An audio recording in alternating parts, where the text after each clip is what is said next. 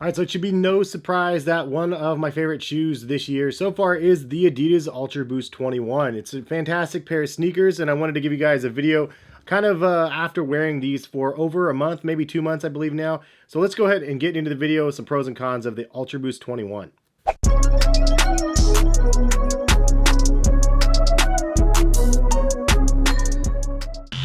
What is going on, guys? Hess here, CollectiveKicks.com. Hopefully you guys are having a good day out there today. And if you guys are new to my channel, go ahead and hit the subscribe button. If you guys are interested in buying a pair of UltraBoost 21s, please check the link in the description. It is an affiliate link, which means that if you guys buy the shoes from Adidas website with my link, then I get a little bit of a monetary kickback from your purchase, and it helps support the channel. Now, as I mentioned, I've been wearing the UltraBoost 21 for about 2 months now, and this is the two pairs that I have not been wearing very heavy, but both really, really good colorways.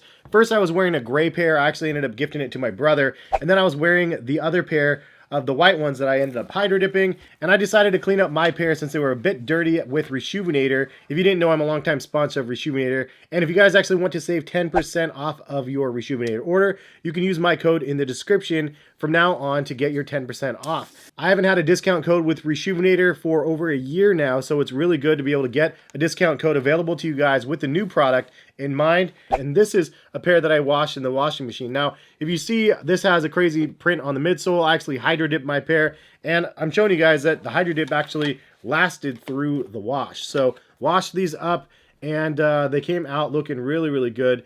And so far, like, this is pretty impressive to be able to wash with the hydro dip. But fresh out of the washing machine, these things look really, really good, almost like brand new. I use the signature kit from Reshoevn8r. Basically, it comes with 3 brushes and some soap that you can scrub down your upper, and then it has some shoe trees as well, and it helps hold the shape of the shoe as well as when you're throwing them in the washing machine, which is what this guy was about. You have a little lace spot for the laces as well as the laundry detergent if you choose to put the little laundry pod in here, which again, it smells really, really good. But that set is like $50. It's a really, really good set. Best in the business, in my opinion, especially with that laundry kit. Really, really great. Gives it a nice, deep clean inside and out, which is important when you're wearing mesh sneakers like these. Obviously, the outside can get cleaned up, but you want the inside feeling nice and fresh as well. Anyway, use my code, get that 10% off. It's worth it for this kit. And also, you could use this kit as a perfect gift for anybody that you know that likes sneakers. It's a really, really solid set, so highly recommended. Anyways, it's been about 2 months of me wearing the UltraBoost 21, and I gotta say, I really, really like the way this shoe fits, feels on feet,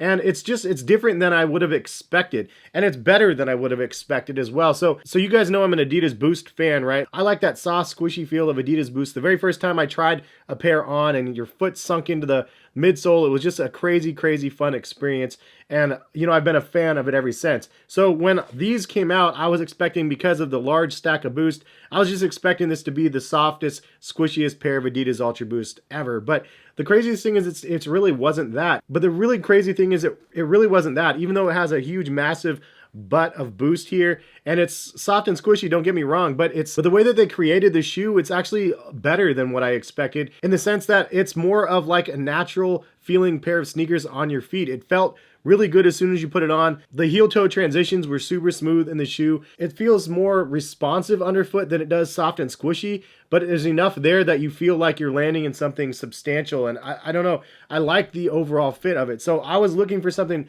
crazy soft and squishy, and I ended up getting something that just felt better long-term on my feet, which is something that I gotta say I really, really enjoyed. So as I mentioned, I actually wore these in Disney World. I wore them primarily all of the days at the parks, like from beginning of the day to the end of the day, from like 8 a.m. all the way through to like 10 p.m. depending on when the parks were open. So these took a lot of wear and tear with me pushing the kids around in the strollers and the kids stepping all over my shoes, me waiting in line a lot, and me walking all over the place to rush to get into some of the rides and stuff like that. So I definitely put some casual wear into these shoes, and I have to say, like, I really liked what they offered. Now, on the opposite end, I wore the 1080 V11s from New Balance, which is pretty soft and squishy feeling, and I will be doing a comparison between those, and then the new Nike Zoom X sneakers, the Invincibles or whatever those ones are called. So I'll have a review video comparing all of those very soon. But the UltraBoost 21 was really good on my feet. It wasn't too soft and squishy that it felt like my legs would get fatigued while I was waiting in line.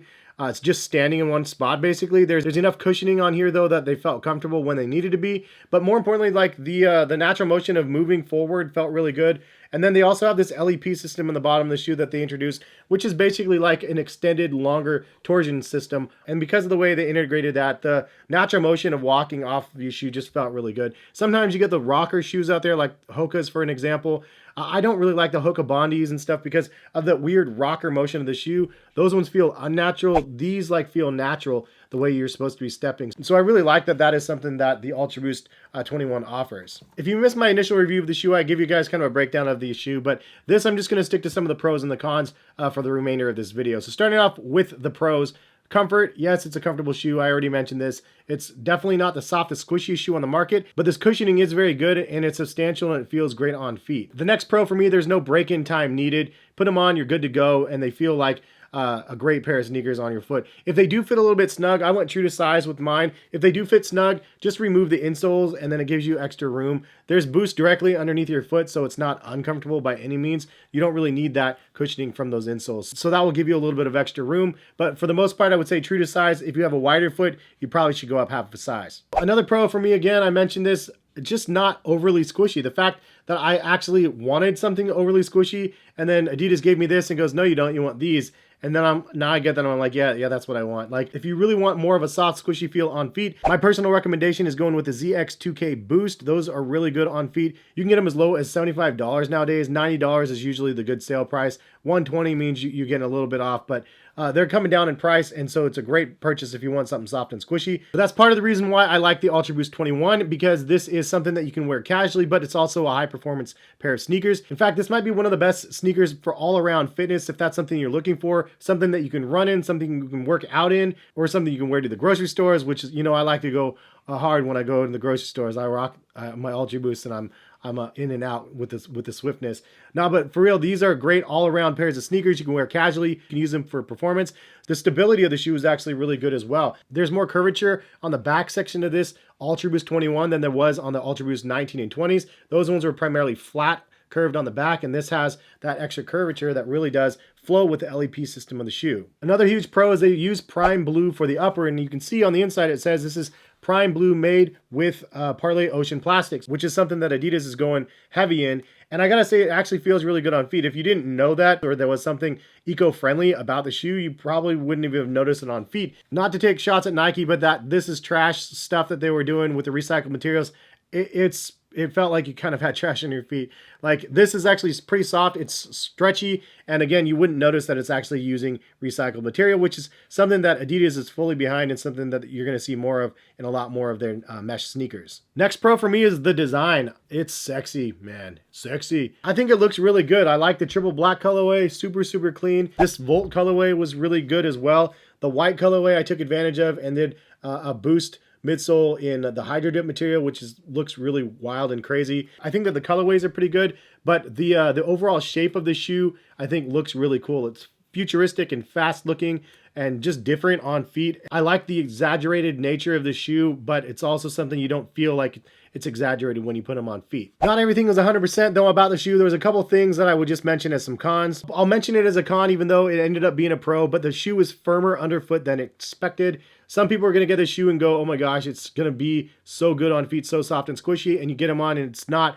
as crazy soft and squishy as you would expect.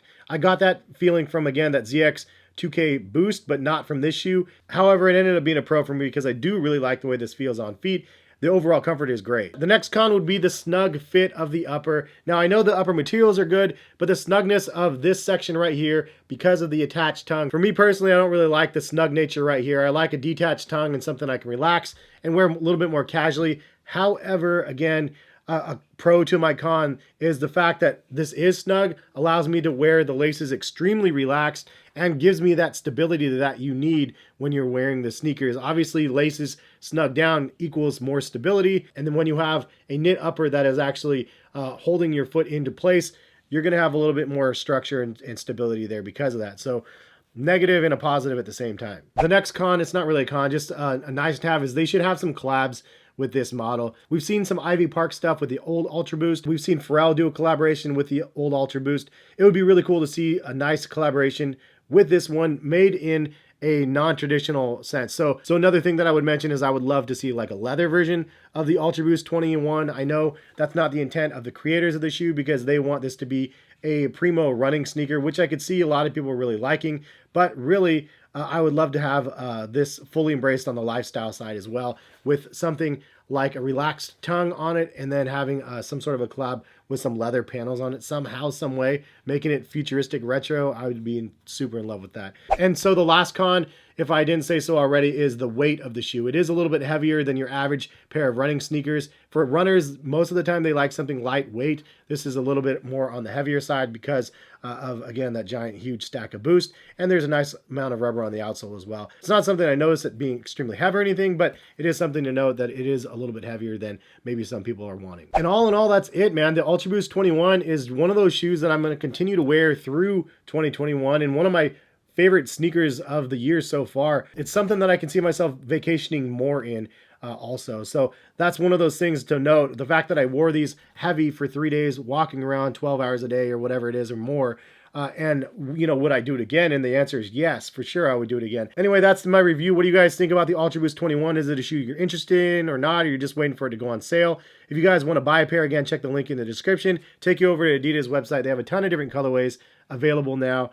And man, it's fun to be able to do videos on shoes like these that I really like. And, you know, I don't see a lot of other people talking about it. So hopefully you guys will check them out. If you guys do get a pair and you guys like them or dislike them, just leave comments and let other people know what you like about the shoes or things that you don't like. And I would love to see those comments in the comment section also. But thank you guys for stopping by and watching. Much appreciated. Hopefully we'll see you guys back for some more videos. And have a good one. Peace, guys.